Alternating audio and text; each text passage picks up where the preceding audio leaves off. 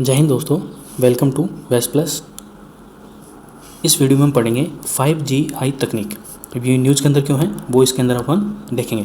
आपको पता ही होगा 1G, फिर 2G, फिर 3G, फिर 4G और अब 5G आ गया है। ठीक है, तो हम देखेंगे। अगर आप इस चैनल पर नए हैं तो चैनल को सब्सक्राइब कर लें ऐसे ही वीडियो देखने के लिए। चलिए शुरू करते हैं। सबसे पहले तो हम देखते हैं कि जो सेलुलर नेटवर्क का इवोल्यूशन है, ठीक है, जो प्रगति है वो कैसे हुई थी। तो सबसे पहले इस टाइप के फ़ोन आए थे जो 1G थे, जिसके अंदर जीरो डेटा ट्रांसफ़र होता था, मतलब डेटा ट्रांसफ़र नहीं होता था, सिर्फ आप बात कर सकते थे। ठीक है, तो ये शुरुआत इनकी कब होती है? तो इनकी शुरुआत 1981 में होती है। ठीक है, और इनके अंदर किसी प्रकार का कोई स्टोरेज नहीं होता था।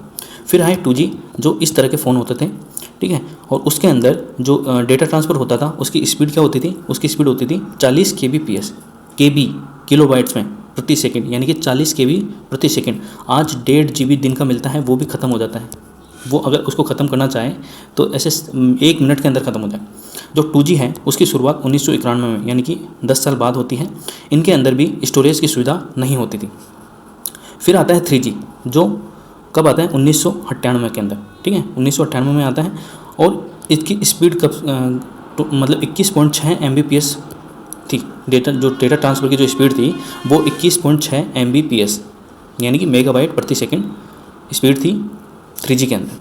और इसके अंदर जो स्टोरेज होता था वो होता था 256 MB मेमोरी होती थी, यानी कि रैम होती थी। और जो 16 GB होता था वो इंटरनल स्टोरेज होता था, या फिर आप कार्ड भी लगा सकते थे। फिर आता है 4G, जिसमें इस तरह के टच स्क्रीन वाले फ़ोन आने लग गए। ठीक है, और इसकी जो डेटा ट्रांसफ़र स्पीड थी वो 1 Gbps तक थी। कितनी? 1 Gbps, यानी कि गीगाबाइट प्रति सेकंड, 1 GB प्रति सेकंड डेटा ट्रांसफ़र की स्पीड। और ये कब आता है? ये 2008 में इंट्रोड्यूस होता है, जिसके अंदर 6 GB तक रैम होती थी और 256 GB तक इंटरनल स्टोरेज होता था। ठीक है, बाकी आप एक्सटेंड कर सकते हो अपने सुविधा अनुसार। अब जो आ रहा है वो आ रहा है 5G, जो इंटरनेट ऑफ थिंग्स जो तकनीक है उसके साथ भी जुड़ने की पूरी संभावना है। आर्टिफिशियल इंटेलिजेंस के साथ भी इसका संबंध है। जो इसके अंदर डेटा ट्रांसफ़र की जो स्पीड होगी वो अप टू 20 Gbps होगी। कितनी? 20 Gbps। आपको कोई भी वीडियो देखना है, कोई भी मूवी डाउनलोड करनी है तो आप सेकंडों के अंदर डाउनलोड कर सकते हैं। तो जो 5G तकनीक है वो 2018 के अंदर इंट्रोड्यूस हुई थी। और जो सेलुलर फ़ोन्स हैं उनके अंदर 8 GB तक रैम, मतलब मिनिमम 8 GB रैम और मैक्सिमम तो आपको 18 GB तक रैम मिल सकती है मोबाइल फ़ोन्स के अंदर, जो तो लैपटॉप के अंदर भी नहीं आती थी पहले। और जो इंटरनल स्टोरेज है वो 512 GB से स्टार्ट होता है। कितना? 512 GB से स्टार्ट होता है और 1 TB तक, 1 TB यानी कि 1024 GB, 1 TB equal to 1024 GB होता है। TB का मतलब होता है टेराबाइट। ठीक है, इतना तक आपको स्टोरेज मिल सकता है 5G तकनीक वाले फ़ोनों में। तो ये अपन ने देख लिया कि कैसे सेलुलर नेटवर्क का इवोल्यूशन होता है, कैसे उनकी जो उत्पत्ति होती है वो किस प्रकार से होती है, कब कब होती है, हमने वो सारी चीज़ें देख ली। नेक्स्ट है कि 5G जो तकनीक है वो क्या है। तो 5G रेडियो इंटरफेस टेक्नोलॉजी, जिसे 5G। ठीक है, सबसे पहले तो आपसे ये पूछा जा सकता है जो 5G है इसका फुल फॉर्म क्या है? तो रेडियो इंटरफेस टेक्नोलॉजी है। रेडियो इंटरफेस टेक्नोलॉजी, जिसे 5G कहा जाता है, एक स्थानीय रूप से डिज़ाइन किया गया दूर संचार नेटवर्क है। स्थानीय रूप से, तो ये शब्दों को आप एकदम माइंड में रखिए।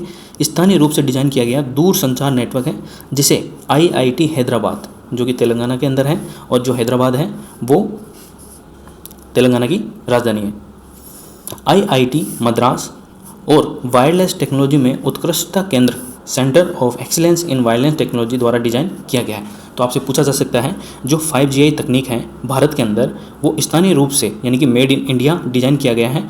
किसके द्वारा? तो आपको ध्यान रखना है, एक तो IIT हैदराबाद है, दूसरी IIT मद्रास है। ठीक है, और जो तीसरा है वो वायरलेस टेक्नोलॉजी में उत्कृष्टता केंद्र, मतलब centre of excellence in wireless technology द्वारा संयुक्त रूप से डिज़ाइन किया गया है। तो आपको ध्यान रखना है। नेक्स्ट है कि 5G जो तकनीक है उसकी विशेषताएं क्या है। यह तकनीक वैश्विक 5G मानकों का विकल्प होगी। जो ग्लोबल लेवल पर जो 5G है उनका विकल्प होगी। ठीक है, उनके पूरक होगी, मतलब या तो वो यूज़ कर लो या ये यूज़ कर लो, कंपेरेटिवली दोनों सेम है। 5G तकनीक 5G के विपरीत कम आवृत्ति पर अधिक रेंज प्रदान करती है, मतलब कम आवृत्ति पर अधिक रेंज प्रदान करती है। आवृत्ति क्या होती है? देखिए एक तरह की ये फ्रिक्वेंसी होती है। अगर आप इसको बढ़ा देंगे जो पर्यावरण के अंदर, जो एनवायरनमेंट के अंदर जो पशु पक्षी हैं उनको उड़ने में, एक दूसरे से कम्युनिकेट करने में ये तकलीफ होती है। तो इस वजह से जो 5G ग्लोबल 5G है उसके कंपैरिजन में जो 5GI इंडियन जो स्थानीय रूप से विकसित तकनीक है वो कम आवृत्ति पर भी अधिक रेंज प्रदान करती है, मतलब इससे एनवायरनमेंट भी सुरक्षित रहेगा। 5G तकनीक 700 मेगाहर्ट्ज से 52,000 मेगाहर्ट्ज बैंड के बीच काम करती है तथा इसकी रेंज अपेक्षाकृत कम होती है। जो 5G ग्लोबल 5G तकनीक है वो 700 मेगाहर्ट्ज से 52,000 मेगाहर्ट्ज बैंड के बीच में काम करती है, जो इसकी रेंज अपेक्षाकृत कम होती है किसके मुकाबले, 5GI तकनीक के मुकाबले। तो ये अपन ने इसकी विशेषताएं देख ली, आपको ध्यान रखना है।